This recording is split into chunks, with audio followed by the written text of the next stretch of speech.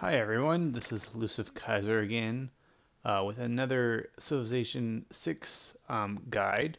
Today we're going to be talking about district adjacencies and how to best get your maximum adjacencies for your districts. So why don't we jump right in? So the first district we're going to be talking about is the Holy Site. And I have a little key up here just to indicate the type of bonuses. So green being +2, yellow being +1, and red being +0.5.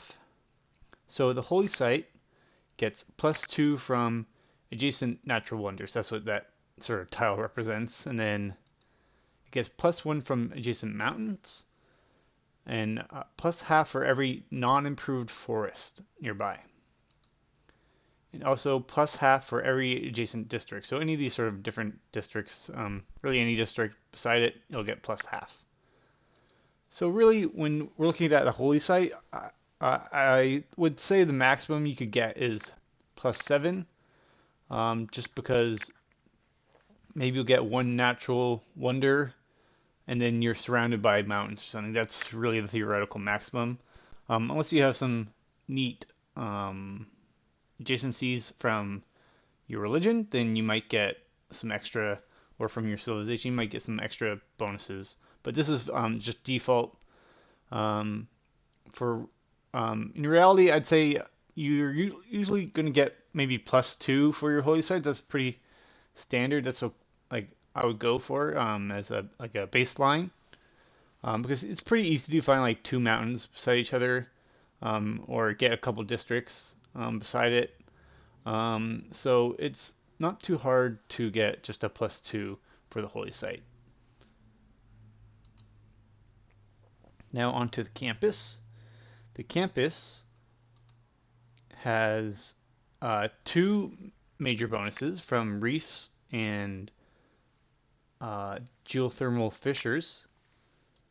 +1 from like a standard adjacency from mountains, and +0.5 bonuses from rainforests and other adjacent districts.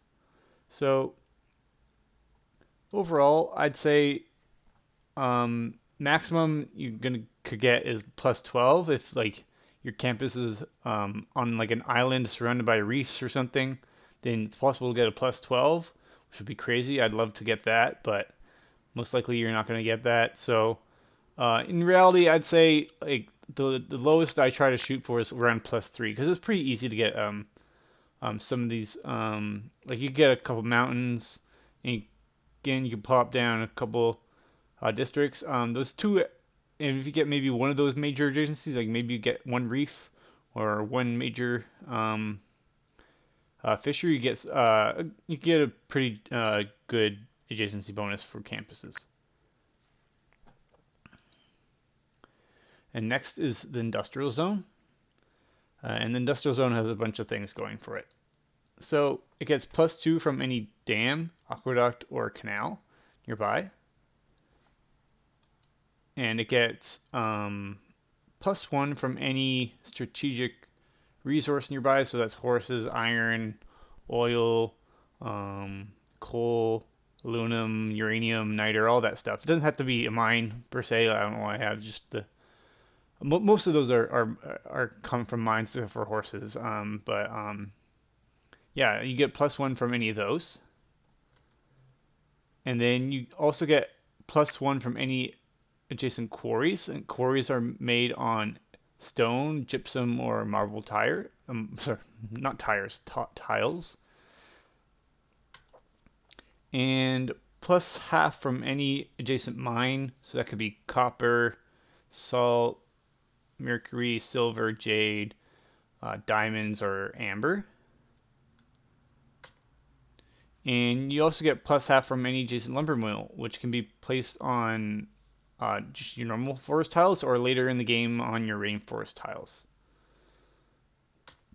And also +0.5 from any adjacent district. So as you can see, the industrial zone has like so much going for it, so it's quite easy to get a few different districts, especially with those non-special districts. Um, So in reality, yeah, I think it's pretty easy to get a +3 for industrial zone. Like that's the baseline I try to go for. Um, and really, the theoretical max here is maybe like +8, I'd say. Moving on, now we're going to talk about the commercial hub. So the commercial hub gets +2 from being next to a river. It doesn't double based on the number of river sort of, I guess, lines next to it. It's just if it has a river, he gets +2. It's not, it doesn't double up or anything. It gets +2 from adjacent harbors and +0.5 from nearby districts as well. So again, I think it's pretty easy to get +3, especially because getting a river is super easy. There's tons of rivers in the game, or it's pretty easy to pop down a harbor. So it's pretty easy to get +3. I should really say +4. It's super easy to get +4. And the maximum really, unfortunately, is around +6 because you can really only have one harbor, and you only get that river bonus once. So it's really about how many districts you can put around it. Um, so that's why it has a bit of a lower maximum there. Now onto the harbor. So the harbor gets +2 from adjacent city centers, and +1 standard adjacency bonus from any adjacent sea resource. So that could be fish, oil, amber, crabs, whales, or pearls. And then +0.5 from any adjacent district. So it's pretty easy to get +3 for this one.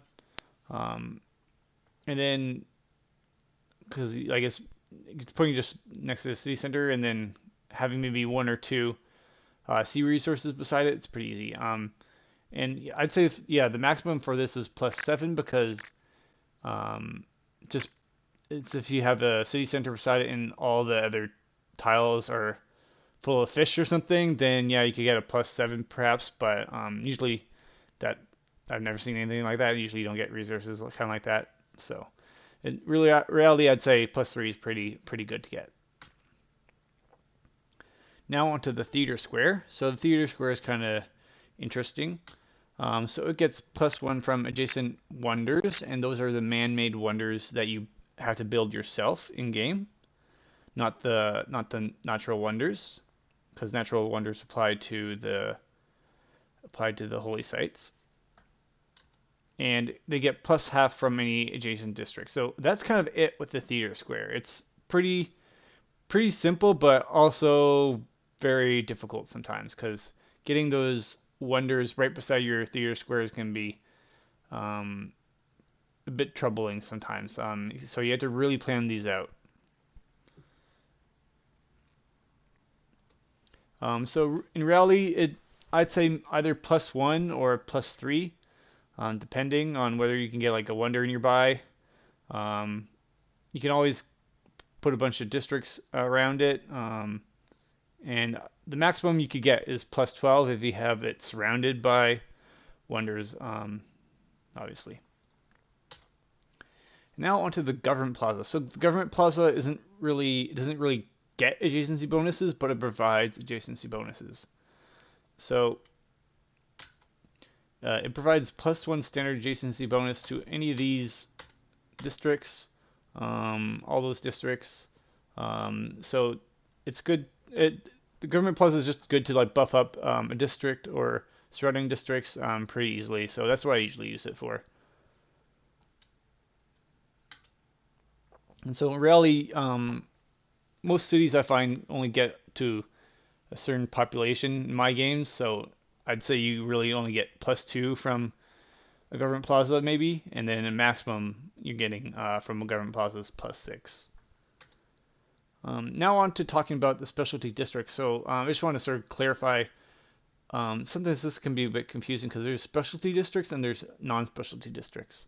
So specialty districts are everything except for these non-special districts, which are aqueducts, canals, these housing districts, and dams. So those are your non-special districts.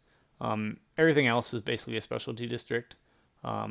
and so the specialty districts have these requirements based on population for the city. So it starts off at 4. So if once you get a 4 population, you can put down 1 specialty district. And then after every 3 population, as you can see in this table, so 4 to 7, at 7 population, you can put down 2. You can have 2 total districts, and so on and so forth. Really, I'd say like in my games, I don't really get more than like I get my cities don't get more than like 20 or something. So maximum, I'd say in my games like 7 specialty districts. Now, just I wanted to talk about some nice district pairings. So some districts go well together, that they sort of both feed off of each other, or they both get bonuses from the same thing. So I just wanted to talk on these. So commercial hubs and harbors obviously go together because they get bonuses from each other. So I usually have those two in the same city, and I just get like a money city going with those two.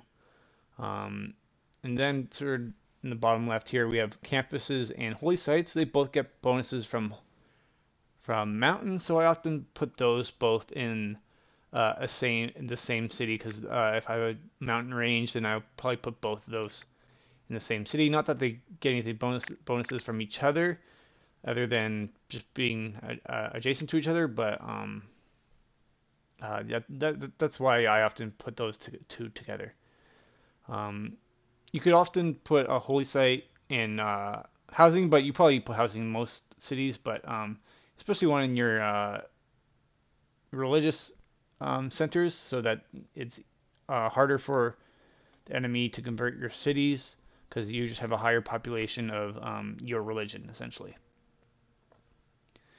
And I feel like the industrial zone goes along with 3 other districts pretty well. So first off is the spaceport, because you definitely need that production to produce all those space parts. So those go together.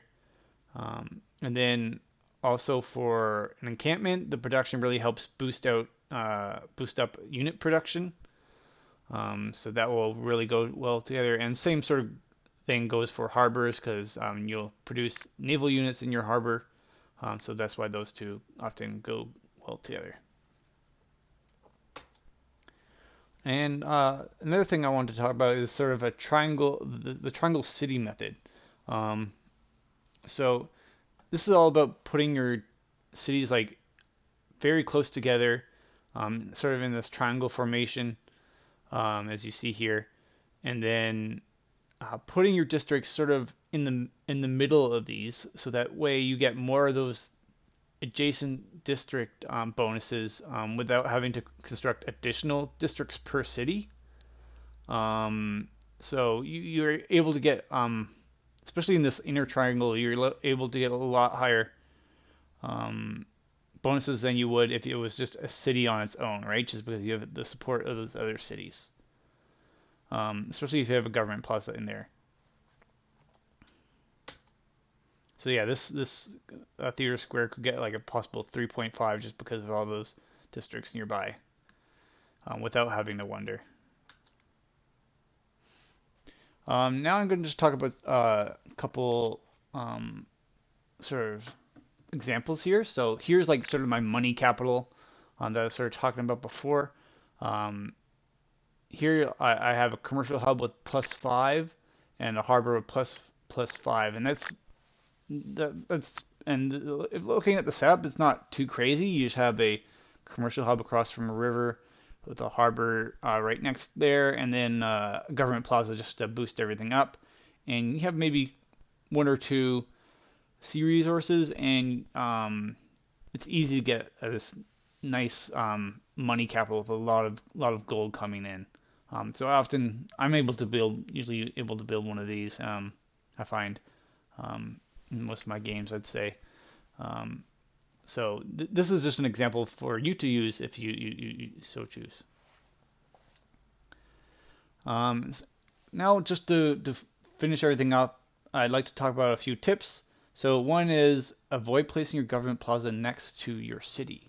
Now, why would you not want to do that? Well, it's because the government plaza gives adjacency bonus to everything beside it, right?